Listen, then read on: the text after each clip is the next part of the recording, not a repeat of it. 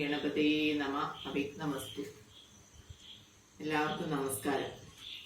ഇന്ന് നമുക്ക് ഒരു ഹിന്ദുവിന്റെ ദിനചര്യകൾ എങ്ങനെ, അതൊക്കെ എല്ലാവരും പഴയ കാലത്ത് എല്ലാവരും കൃത്യമായിട്ട് ആചരിച്ചിരുന്നതാണ്. ഇന്നത്തെ തലമുറ അതെല്ലാം മറന്ന് പോയിട്ടുണ്ട്. ആരും പറഞ്ഞു കൊടുക്കാൻ ഇല്ലാത്തൊരു സാഹചര്യം ഉള്ളതുകൊണ്ടും വളരെയധികം കൃത്യതയോടെ അവര് അത് പാലിക്കുന്നില്ല. അതുകൊണ്ട് തന്നെ അവരുടെ ജീവിതത്തിൽ അച്ചടക്കം എന്ന ഒരു വ്യവസ്ഥ ഉണ്ടാകുന്നില്ല.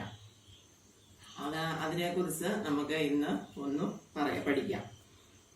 ആദ്യമായിട്ട് നമ്മൾ ഉണർന്നെഴുന്നേൽക്കുന്നത് എന്ന് പറഞ്ഞാൽ ബ്രഹ്മമുഹൂർത്തത്തിൽ വേണം ഉണർന്നെഴുന്നേക്കാൻ. ബ്രഹ്മമുഹൂർത്തം എന്ന് പറയുമ്പോൾ 3 മണി മുതൽ 6 മണി വരെയുള്ള സമയമാണ് ബ്രഹ്മമുഹൂർത്തം.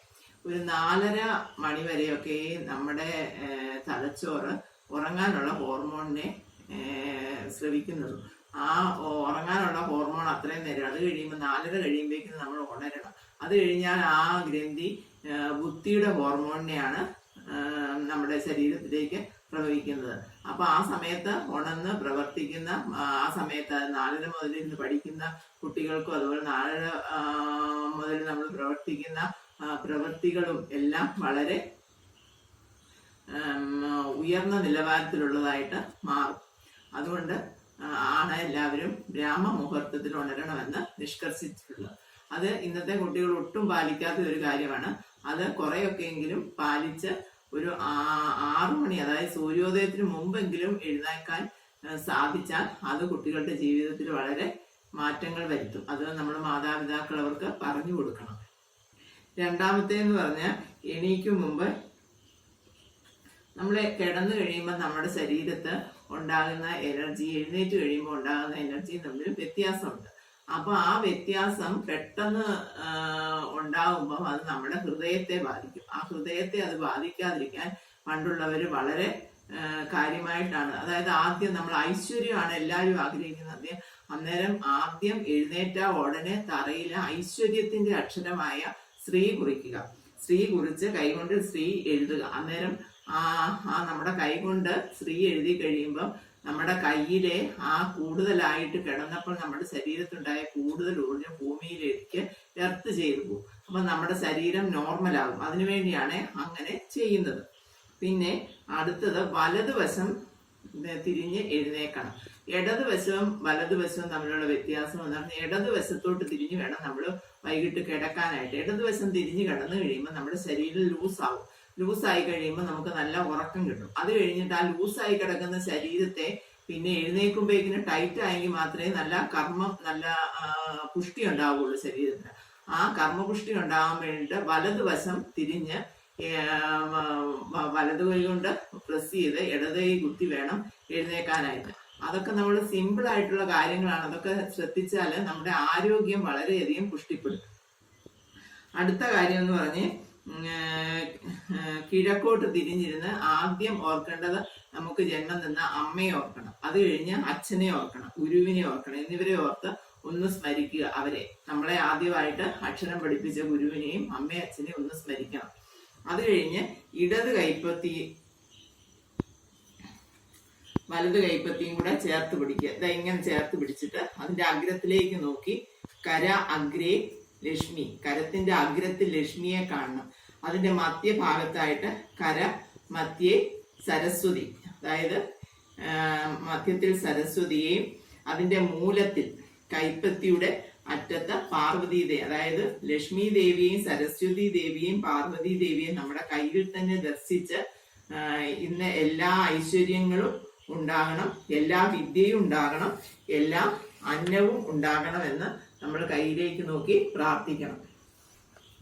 പിന്നെ ഭൂമിയെ തൊട്ട് ശിരസിൽ വെക്കണം. ഭൂമിയാണ് നമ്മൾ ചവിട്ടി നടക്കുന്നത്, നമ്മളെ താങ്ങുന്നത്. സകലതിനെ ഭൂമി ഒന്ന് കുലുങ്ങിയാൽ നമ്മളെല്ലാം നിന്ന് താഴെ വീഴും. അപ്പം നമുക്ക് എല്ലാവരോടും നന്ദി ഉണ്ടാകണം. നമ്മളെ താങ്ങി നിർത്തുന്ന ആ ഭൂമിയോടുള്ള നന്ദി സൂചകമായിട്ട് ഭൂമിയെ തൊട്ട് ഒന്ന് തൊഴുക. അത് കഴിഞ്ഞ് ഭൂമിയുടെ സ്തുതി അറിയാവുന്നവരെ അതും ചൊല്ലുക. സമുദ്രവസനേ ദേവി പർവ്വതസ്തനമണ്ഡിതേ വിഷ്ണുഭക്തി നമസ്തുഭ്യം പാദസ്പർശം ക്ഷമസ്വമേ എന്ന് പറഞ്ഞു വേണേ തൊഴാം. ഇല്ലെങ്കിൽ ഒന്ന് തൊട്ടെങ്കിലും തൊഴുക. അതിനുശേഷം പല്ല് തേക്കുക. കുളിക്കാൻ പറ്റുന്നവരെ കുളിക്കുക, കുളിക്കാൻ പറ്റാത്തവരെ കാലും കൈയും കഴുകി മുഖവും കഴുകി തുടയ്ക്കണം. ഇതിന്റെ കാലിന്റെ പിറകിലത്തെ നമ്മുടെ കുതികാല് നനയണം. കാല് കഴുകുമ്പം മെയിനായിട്ട് ശ്രദ്ധിക്കേണ്ടത് നമ്മുടെ കുതികാല് നനയുന്ന രീതിയിൽ വേണം കാല് കഴുകാൻ. അതിനുശേഷം അല്പം ഭസ്മം എടുത്ത് നമ്മുടെ നെറ്റിയിലെ ശിവ ശിവ എന്ന് ജപിച്ചുകൊണ്ട് ഭസ്മം തൊടണം. ഭസ്മം തൊട്ട് കഴിയുമ്പോൾ ഭസ്മത്തിന്റെ പ്രത്യേകത എന്താണെന്ന് വെച്ചാൽ നമ്മുടെ ശരീരത്തിലുള്ള, അതായത് കിടക്കുമ്പോൾ ഉള്ള നീര്, നമുക്ക് ബ്ലഡ് സർക്കുലേഷൻ കുറവായതുകൊണ്ട് ശരീരത്തിൽ നീരുണ്ടാവും. ആ നീരിനെ എല്ലാം ഭസ്മം വലിച്ചു മാറ്റും. അതിനാണ് നെറ്റിയിൽ ഭസ്മം തൊടുന്നത്. അതിനുശേഷം നമ്മള് നമുക്ക് ഇഷ്ടമുള്ള ഈശ്വരനെ ഓർക്കാം. ഗുരു, ആദിത്യൻ, ഗണപതി, സരസ്വതി, ശിവൻ, എല്ലാ ദേവന്മാരെയും, ശാസ്താവ്, നമുക്ക് അതുപോലെ നമ്മുടെ ഇഷ്ടദേവത എല്ലാം ഒന്ന് മനസ്സിൽ ഒന്ന് പ്രാർത്ഥിക്കുക. പ്രാർത്ഥിച്ചിട്ട് സ്ത്രീകളാണെങ്കിൽ അടുക്കളയിൽ പോയി അടുപ്പ് കത്തിച്ച് ചോറ് വയ്ക്കാൻ അരി എടുക്കുമ്പോൾ അതിൽ നിന്ന് ആദ്യം എടുക്കുന്ന ഒരു പിടി അരി അന്നദാനത്തിന് വേണ്ടിയിട്ട് ഒരു ഡപ്പയിലോ വല്ലോ ഇട്ട് സൂക്ഷിക്കുക. ആദ്യം എടുക്കുന്ന അരി അത്, എന്നിട്ട് ഒരു മാസം ആകുമ്പം പിടിയരിയായിട്ട് അത് അന്നദാനത്തിന് കൊടുക്കുക. അതുപോലെ തന്നെ നമ്മൾ ആദ്യം എടുക്കുന്ന പൈസയിൽ നിന്ന് ആദ്യം എടുക്കുന്ന ഒരു തുട്ട്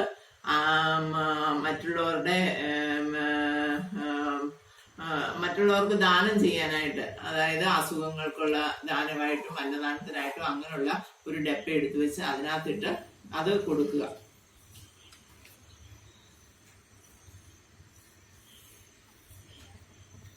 അതുപോലെ അരി വെന്ത് ചോറായി കഴിയുമ്പോൾ അതിൽ നിന്ന് ആദ്യം ഒരു സ്പൂൺ ചോറെടുത്ത് വെളിയിൽ കൊണ്ടുപോയി കാക്കയ്ക്ക് നമ്മുടെ പൃഥുക്കളെ സങ്കല്പിച്ച്, അതായത് നമ്മൾ ഏറ്റവും അവസാനം മരിച്ച പൃഥുവിനെ മനസ്സിൽ വിചാരിച്ചുകൊണ്ട് അവരുടെ പുറകോട്ടല്ല എല്ലാ പൃഥുക്കൾക്കും പ്രീതി ഉണ്ടാകണേ. പൃഥുക്കൾക്ക് പ്രീതി ഉണ്ടായെങ്കിൽ മാത്രമേ നമുക്കും നമ്മുടെ തലമുറയ്ക്കും ഐശ്വര്യം ഉണ്ടാവുള്ളൂ. അതുകൊണ്ട് പ്രീതിക്ക് വേണ്ടി ഒരു സ്പൂൺ ചോറ് കൊടുക്കണം. അതുപോലെ നമ്മള് അരി ഇപ്പം അടുപ്പ് കത്തിക്കുക, തീ കത്തിക്കുന്ന ഒരു വീടും കാണില്ല.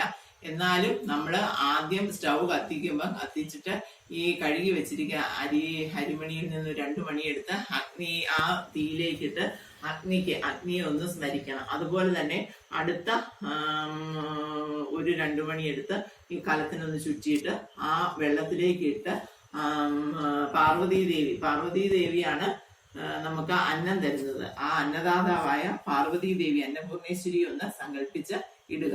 അത് വളരെയധികം ഐശ്വര്യം ഉണ്ടാക്കും.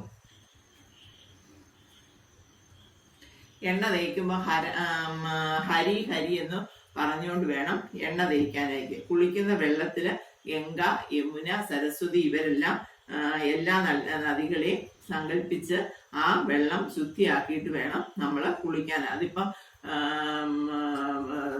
പണ്ടൊക്കെ തോടുകളിലായിരുന്നു കുളിച്ച്, കുളങ്ങളിലുമായിരുന്നു. ഇപ്പൊ അങ്ങനെ തോട്ടിലും കുളത്തിനും പോകാൻ പറ്റിയില്ലെങ്കിൽ നമ്മള് ബാത്റൂമിൽ കുളിക്കുമ്പോഴും ആ വെള്ളത്തിലൊന്ന് തൊട്ട് ഗംഗയും യമുനയും, അതിന്റെ മന്ത്രങ്ങളുണ്ട്, മന്ത്രം ഒന്നും ചൊല്ലാൻ അറിയത്തില്ലാത്തവർ ചൊല്ലണ്ട. ആ ഗംഗയും യമുനയും സരസ്വതിയും ഒക്കെ ഒന്ന് മനസ്സിൽ വിചാരിച്ച് അങ്ങ് കുളിച്ചാൽ മതി. കുളി കഴിഞ്ഞാല് പിറകുവശം ആദ്യം തുടയ്ക്കണം. ആദ്യം പുറം തുടയ്ക്കണം എന്നാണ് പഴമക്കാർ പറയാറുണ്ട്. എന്തിനാണ് അതിന്റെ ശാസ്ത്രീയത എന്ന് പറയുന്നത്? പുറം നമ്മുടെ നട്ടെല്ലിൽ വെള്ളം ഇറങ്ങരുത്. നട്ടെല്ലാണ് നമ്മുടെ മെയിൻ ആയിട്ടുള്ള ശിരസിനെ മൂലാധാരത്തെയും തമ്മിൽ ബന്ധിപ്പിക്കുന്ന സുഷുപ്ന നാഡി, ഇള, പിങ്കള ഈ നാഡികൾ പോകുന്ന ആ നട്ടെല്ലിലേക്ക് വെള്ളം ഇറങ്ങാതിരിക്കാൻ വേണ്ടിയിട്ടാണ് ആദ്യമായിട്ട് നമ്മള് തോർത്തെടുത്ത് പുറം തുടയ്ക്കണം എന്ന് പറയുന്നത്. അതിനുശേഷം മുഖം, പണ്ടുള്ളവർ പറയാം ആദ്യം പുറം തുടയ്ക്കണം, എങ്കിൽ മൂശാട്ട പുറത്തിരിക്കും, അത് കഴിഞ്ഞ് മുഖം തുടച്ചാല് ലക്ഷ്മി ഭഗവതി മുഖത്ത് വന്നിരിക്കും എന്നാണ് പറയുന്നത്. അത് നമ്മൾ അങ്ങനെ ചെയ്യാൻ വേണ്ടി പറഞ്ഞിരുന്നതാണ്. എന്റെ ശാസ്ത്രീയത ഇന്നതാണ്. അത് കഴിഞ്ഞാല് പിന്നെ നമുക്ക് ഭസ്മം നനച്ച് തൊടാം. അല്പസമയം ഇഷ്ടദേവതയുടെ മന്ത്രങ്ങളൊക്കെ ചൊല്ലുക. ഏതെങ്കിലും ഗീതയോ ഭാഗവതോ പുരാണങ്ങൾ എന്തെങ്കിലും പാരായണം ചെയ്യണം. തുളസി നനച്ച്, തുളസി തീർത്ഥം, അതായത് തുളസി നനച്ച് തുളസിക്ക് ഇച്ചിരി വെള്ളം തെളിച്ച് അതിന്റെ ചുറ്റിനും ഒരു വലത്ത് വെച്ച് ഒരു തുളസിയൊക്കെ നമ്മൾ വീട്ടിൽ വെച്ച് പിടിപ്പിക്കണം. ചെറിയൊരു ചെടിച്ചട്ടിക്കകത്താണെങ്കിലും ഒരു തുളസി വെച്ച് പിടിപ്പിച്ചാൽ നടവാതൊക്കെ വെക്കുക. രാവിലെ എഴുന്നേറ്റ് അതിനൊരു ശകലം വെള്ളം ഇങ്ങനെ തളിച്ചിട്ട് അതിന് ചുറ്റിനും ഒരു റൗണ്ട് ഒരു വലം വെക്കുക. ആ വലം വെച്ച് കഴിയുമ്പോൾ തന്നെ നമ്മുടെ ആ ശരീരത്തുള്ള അണുക്കളെ എല്ലാം ഈ തുളസി പിടിച്ചെടുക്കും. അതിനുവേണ്ടിയാണ് അങ്ങനെ ചെയ്യുന്നത്. അങ്ങനെ ചെയ്ത് കുട്ടികൾക്കും അതൊരു ശീലമാക്കി കൊടുക്കണം. അങ്ങനെ ചെയ്തു കഴിഞ്ഞാൽ കുട്ടികൾക്ക് അസുഖങ്ങളൊക്കെ വരുന്നത് ഒരുമാതിരിയുള്ള അസുഖങ്ങളൊക്കെ വരാതിരിക്കും. അതുപോലെ തന്നെ ഈ തുളസി ഒരു കതിര് പറിച്ചിട്ട് ഒരു ഗ്ലാസ് വെള്ളം വൈകിട്ട് എടുത്ത് വെച്ചിട്ട് രാവിലെ ആ വെള്ളം സേവിക്കുക. അങ്ങനെയൊക്കെ ചെയ്താൽ ഒരു പരിധി വരെ ജലദോഷം, ചുമ, അങ്ങനെയുള്ള നീർക്കെട്ടിൻ്റെതായ അസുഖങ്ങൾ നമ്മൾക്ക് ഉണ്ടാകാതിരിക്കും. പിന്നെ നമ്മൾ അമ്പലത്തിൽ പോവുക, ക്ഷേത്ര ദർശനം നടത്തുക. എല്ലാ ദിവസവും ക്ഷേത്ര ദർശനം നടത്താൻ പറ്റുന്ന ആൾക്കാരാണെങ്കിൽ അങ്ങനെ ക്ഷേത്ര ദർശനം നടത്തണം. പിന്നെ അപ്പം അവിടെ ചെന്ന് കഴിയുമ്പം ആൽപ്രദക്ഷിണം വയ്ക്കുന്നത് ഓസോൺ പാളിയിൽ നിന്ന് നമുക്ക് സംരക്ഷണം തരുന്ന മരമാണ് ആൽമരം. അതിന് പ്രദക്ഷിണം വെച്ച് കഴിയുമ്പോൾ നമുക്ക് ഇഷ്ടം പോലെ നമുക്ക് അന്ന് പ്രവർത്തിക്കാനുള്ള സകല ഓക്സിജനും നമ്മുടെ ശരീരത്തിന് ലഭിക്കും. അതുകൊണ്ടാണ് ഓക്സിജൻ ലഭിക്കുന്നത് കൊണ്ടാണ് ആൽപ്രദക്ഷിണം ചെയ്യണമെന്ന് പറയുന്നത്. ആദ്യം 7 തവണ വലത്ത് വയ്ക്കണമെന്ന് പറയും. 7 തവണ വലത്ത് വയ്ക്കുമ്പോഴേക്കും നമ്മുടെ ശരീരത്തിലുള്ള നെഗറ്റീവ് എനർജി എല്ലാം പോയി പോസിറ്റീവ് എനർജി നമ്മുടെ ആ ഓക്സിജനിൽ നിന്ന്, അതായത് ഓക്സിജൻ ആണല്ലോ നമ്മുടെ ശരീരത്തിൽ പ്രാണനായിട്ട് പ്രവർത്തിക്കുന്നത്. ആ ഓക്സിജനിൽ നമുക്ക് ഫ്രഷ് ആയിട്ടുള്ള ഓക്സിജൻ കിട്ടുമ്പോൾ അതിൽ നിന്ന് നമ്മൾ നല്ല ഫ്രഷ് ആവും. ഫ്രഷ് ആയി കഴിഞ്ഞ് അമ്പലത്തിൽ ആ പ്രദക്ഷിണ വഴിയിൽ കൂടി പ്രദക്ഷിണവും കൂടി ചെയ്ത് കഴിയുമ്പോൾ അന്നത്തെ ദിവസത്തിന് ആവശ്യമായ ഊർജം മുഴുവൻ നമ്മുടെ ശരീരത്തുണ്ടാകും. അത് പല രോഗങ്ങളിൽ നിന്ന് നമ്മളെ സംരക്ഷിക്കുന്നു. അനുഭവിച്ചിട്ടുള്ള പ്രഷർ, ഷുഗർ, കൊളസ്ട്രോൾ അങ്ങനെയുള്ള രോഗങ്ങളൊന്നും ഉണ്ടാകാതെ അതിൽ നിന്ന് നമ്മളെ രക്ഷിക്കാൻ അത് വളരെ പ്രധാനപ്പെട്ട ഒരു ചടങ്ങായിരുന്നു. അത് പണ്ട് കാലത്ത് എല്ലാവരും അത് നിർവഹിച്ചിരുന്ന അടുത്ത അമ്പലങ്ങളുള്ളവരൊക്കെ അങ്ങനെ ചെയ്യുന്നതാണ് നല്ലത്. അതുപോലെ ഭക്ഷണം കഴിക്കുമ്പോൾ നമ്മൾ ഭക്ഷണം ഈശ്വരാർപ്പണമായിട്ട് കഴിക്കണം. ഈശ്വരനെ മനസ്സിലൊന്ന് സ്മരിച്ചിട്ട് വേണം ഭക്ഷണം കഴിക്കാൻ. അതുപോലെ അശ്രദ്ധമായിട്ട് ഭക്ഷണം അവിടെ ഇവിടെ എല്ലാം ചെതറിച്ചിട്ട് കഴിക്കരുത്. ഓരോ വറ്റും നമുക്ക് നമ്മുടെ പാത്രത്തിൽ വരുന്ന ഒരു വറ്റ് എങ്ങനെ ഉണ്ടായി എന്നൊന്ന് സ്മരിക്കണം. ഒരു കർഷകൻ എന്ത് പാടുപെട്ട് കഷ്ടപ്പെട്ടാണ് ആ ഒരു വറ്റ ഉണ്ടാകുന്നത്. അത് നമ്മുടെ പാത്രത്തിൽ വന്നത് നമുക്ക് കഴിക്കാൻ വേണ്ടിയിട്ടാണ്. അത് വെറുതെ വേസ്റ്റ് ആക്കി കളയരുത്. കുറച്ച് ആവശ്യത്തിനുള്ള ഭക്ഷണം എടുക്കുക, അത് കഴിക്കുക. വേസ്റ്റ് ആക്കി കളയാതിരിക്കുക. കാരണം നമുക്ക് ഒരു പിടി ഭക്ഷണം കിട്ടാതെ വലയുന്ന ഒരുപാട് ജനങ്ങള് ഇന്ന് നമ്മുടെ അടുത്ത് തന്നെയുണ്ട്. നമ്മളത് തിരയാത്തതുകൊണ്ടാണ്. നമ്മുടെ അടുത്ത് തന്നെ ഇഷ്ടം പോലെ ആൾക്കാരുണ്ട്. ഒരു നേരത്തെ ഭക്ഷണം കിട്ടിയാൽ ഇന്ന് നമ്മൾ ഓർക്കും ഇന്ന് അങ്ങനെയുള്ള ആൾക്കാരൊന്നും ഇല്ലെന്ന്. ഒരു നേരത്തെ ഭക്ഷണം അല്ലെങ്കിൽ ഒരു ഇത്തിരി വസ്ത്രം ഇതൊക്കെ കിട്ടാൻ വേണ്ടി പ്രയാസപ്പെടുന്ന ഒരുപാട് ആൾക്കാരുണ്ട്. നമ്മളത് തെരഞ്ഞു നോക്കിയാൽ നമുക്ക് കാണാൻ പറ്റും. അതുപോലെ സന്ധ്യാസമയമാകുമ്പം നമ്മൾ അത് കഴിഞ്ഞ് നമ്മുടെ പ്രവൃത്തികൾ കൃത്യമായിട്ട് നമ്മുടെ തൊഴിൽ ചെയ്യുക. അതിനുശേഷം സന്ധ്യാസമയമാകുമ്പോൾ ശരീരശുദ്ധി വരുത്തുക. കാലും കൈയും കഴുകി ഇച്ചിരി ഭസ്മം ധരിച്ച് വിളക്ക് കൊളുത്തി കുടുംബാംഗങ്ങൾ എല്ലാവരും കൂടി ഒന്നിച്ചിരുന്ന് നാമം ജപിക്കാൻ പറ്റുമെങ്കിൽ അങ്ങനെ ഇരുന്ന് നാമം ജപിക്കണം. ആഴ്ചയിൽ ഒരിക്കലെങ്കിലും കുടുംബാംഗങ്ങൾ എല്ലാവരും കൂടെ ഒരു സത്സംഗം പോലെ ചുറ്റിന് വരുന്ന് സംസാരിക്കണം. അങ്ങനെ അല്ലെ അടുത്തുള്ള പണ്ട് അതൊരു ശീലമായിരുന്നു. നാമജപമൊക്കെ കഴിഞ്ഞിട്ട് എല്ലാവരും കൂടെ മുറ്റത്തോട്ട് അയൽപക്കംകാരും എല്ലാം വലിയ വിശാലമായ മുറ്റത്തോട്ട് വന്നിരുന്ന് സന്ധ്യ മയങ്ങുന്നിടം വരെ സംസാരിച്ച് എല്ലാവരും സന്തോഷമായിട്ട് കുടുംബങ്ങളിലേക്ക് പോയി അത്താഴം കഴിഞ്ഞ് കിടക്കുന്ന ഒരു സിസ്റ്റമായിരുന്നു പണ്ട് നമ്മുടെ കാലം. ഇന്നിപ്പം അതിന് 9:30, 10:30 ആവും ആൾക്കാർ ജോലി കഴിഞ്ഞ് വരുന്നത്. അതിനൊന്നും സമയമില്ല. അടുത്തെങ്ങും ആൾക്കാരില്ല. എല്ലാം ഉള്ളത് ഫ്ലാറ്റുകളൊക്കെ ആണെങ്കിൽ തന്നെ അങ്ങനെയുള്ള അടച്ചുപൂട്ടി ചുറ്റുമതിലും കെട്ടി അതിനുള്ളിൽ ഇരിക്കത്തേ ഉള്ളൂ. ആരും വെളിയിലേക്ക് ഇറങ്ങില്ല.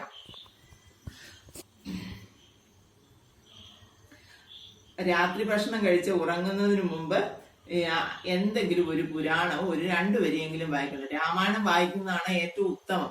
ഭക്ഷണം കഴിച്ചു കഴിഞ്ഞ് രാമായണം വായിക്കുന്നതാണ് ഉത്തമം. നമ്മൾ ഒന്നിരുന്ന് ഒരു ഇത്തിരി രാമായണം ഒരു 5 or 6 ലൈൻ വായിച്ചാലും മതി. അത് വായിക്കുമ്പോൾ ഉണ്ടാകുന്നതെന്ന് പറഞ്ഞാൽ നമ്മൾ ഇരിക്കുമ്പോഴേക്കും നമ്മുടെ വയറ്റിലേക്ക് കൂടുതൽ ബ്ലഡ് വരികയും നമ്മൾ കഴിച്ച ഭക്ഷണം ഉറങ്ങുന്നതിന് മുമ്പ് തന്നെ ദഹിക്കുകയും ചെയ്യും. അതുപോലെ തന്നെ നമ്മൾ ആ രാമായണം ജപിച്ചു കഴിഞ്ഞ് ഇന്ന് രാവിലെ മുതൽ വൈകുന്നേരം വരെ ചെയ്ത നല്ല കാര്യങ്ങളും ചീത്ത കാര്യങ്ങളും ഒന്ന് സ്മരിച്ചു നോക്കുന്നത് നല്ലതാണ്. അപ്പം എല്ലാ ദിവസവും അങ്ങനെ ചെയ്യുമ്പോൾ നമ്മൾ നമ്മളെ തന്നെ ഒന്ന് ഫ്രഷ് ആക്കുകയാണ്. കാരണം ഇന്നിപ്പം നമ്മൾ നല്ല കാര്യങ്ങൾ എന്തെല്ലാം ചെയ്തു, അതുപോലെ ചീത്ത കാര്യങ്ങൾ എന്തെല്ലാം ചെയ്തു, അങ്ങനെ നമ്മളെ തന്നെ നമ്മളൊന്ന്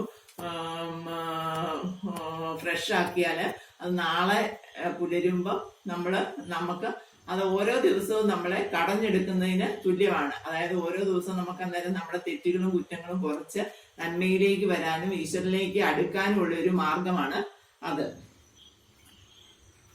അതുപോലെ തന്നെ നമ്മൾ എല്ലാ കർമ്മഫലങ്ങളും നമ്മൾ ഇന്ന് ചെയ്യുന്ന എല്ലാ കർമ്മഫലങ്ങളും ഭഗവാനിൽ അർപ്പിക്കണം.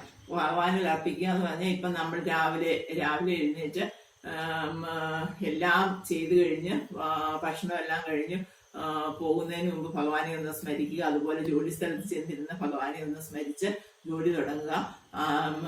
ജോലി കഴിഞ്ഞ് തീരുന്ന സമയത്തും ഭഗവാനെ ഒന്ന് സ്മരിക്കുക. അതുപോലെ നമുക്ക് ചിലര് കണ്ടിട്ടില്ലേ,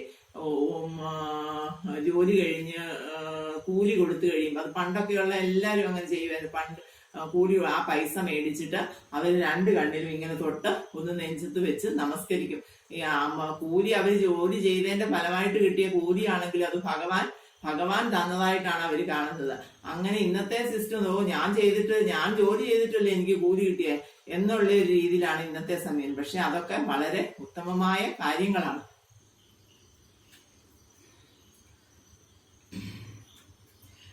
അതുപോലെ തന്നെ നമ്മൾ സുഖമായിട്ട് കിടന്ന് ഉറങ്ങുന്നതിന് മുമ്പായിട്ട് എല്ലാ ദേവീ ദേവന്മാരെയും അച്ഛനെയും അമ്മയും രാവിലത്തെ പോലെ തന്നെ അച്ഛനെയും അമ്മയും ഗുരുജനങ്ങളെയും ഒന്നും മനസ്സിൽ വിചാരിച്ചിട്ട് വേണം നമ്മൾ കിടന്ന് ഉറങ്ങാൻ. കിടക്കുന്നതിന് മുമ്പ് ഹനുമാൻ സ്വാമിയുടെ ഏതെങ്കിലും ഒരു കീർത്തനം എന്തെങ്കിലും അറിയാമെങ്കിൽ അതൊന്ന് ചൊല്ലിയിട്ട് കിടക്കുക. നമ്മൾ കിടക്കുമ്പം തെക്കോട്ടോ കിഴക്കോട്ടോ തല വെച്ച് വേണം കിടക്കാനായിട്ട്. തെക്കോട്ടോ കിഴക്കോട്ടോ തല വെക്കുമ്പം നമ്മുടെ ബ്ലഡ് സർക്കുലേഷന് കറക്റ്റായിട്ട് റൊട്ടേഷൻ വരും. അപ്പം നമുക്ക് അസുഖങ്ങൾ കുറയും. അതുപോലെ തന്നെ വടക്കോട്ട് തല വെച്ച് കിടന്നു കഴിഞ്ഞാൽ നമ്മുടെ ശരീരത്തിലുള്ള നമ്മുടെ ശരീരത്തിൽ അയൺ ഉണ്ട്. അപ്പോൾ ഉത്തരധ്രുവം അയണെ അട്രാക്ട് ചെയ്യുമ്പോൾ ആ ഇരുമ്പിന്റെ അംശങ്ങൾ തലച്ചോറിലേക്ക് വരികയും നമ്മുടെ തലച്ചോറ് ആകുകയും ചെയ്യും. അതുകൊണ്ടാണ് തെക്കോട്ട് തല വെച്ച് കിടന്നുറങ്ങണം എന്ന് പറയുന്നത്. അതുപോലെ തന്നെ കിഴക്കോട്ട് തല വെച്ച്, കുട്ടികളൊക്കെ കിഴക്കോട്ട് വേണം തല വെച്ച് കിടക്കാൻ. കുട്ടികൾക്ക് ബുദ്ധി കൂടുന്നതിന് കിഴക്കോട്ട് തല വെച്ച് കിടക്കുന്നതാണ് നല്ലത്. അങ്ങനെ ഇത്രയും കാര്യങ്ങൾ ഏകദേശം ഒരു സംഗ്രഹമായിട്ട് പറഞ്ഞതാണ്. ഇതൊക്കെ വിശദീകരിച്ച് പറയാനാണെങ്കിൽ ഒരുപാടുണ്ട്. നമ്മള് എല്ലാ കാര്യങ്ങളും ഒന്നും നമുക്ക് പാലിക്കാൻ പറ്റില്ല. എന്നാലും നമ്മൾ കുറേശ്ശെങ്കിലും നമ്മുടെ ജീവിതത്തിൽ പാലിക്കണം. കാരണം എന്താന്ന് ചോദിച്ചാൽ, ഒരു ഹിന്ദുവായിട്ട് ജനിച്ച് ഹിന്ദുവായിട്ട് തന്നെ കാര്യങ്ങൾ ചെയ്ത്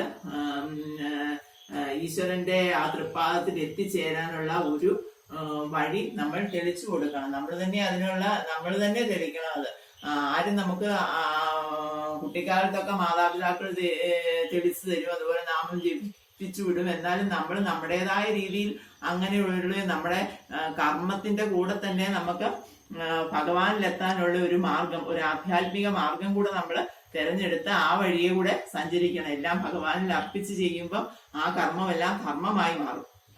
ധർമ്മമായി മാറുന്നത് ഭഗവാനിൽ അർപ്പിച്ച് ചെയ്യുമ്പോഴാണ്.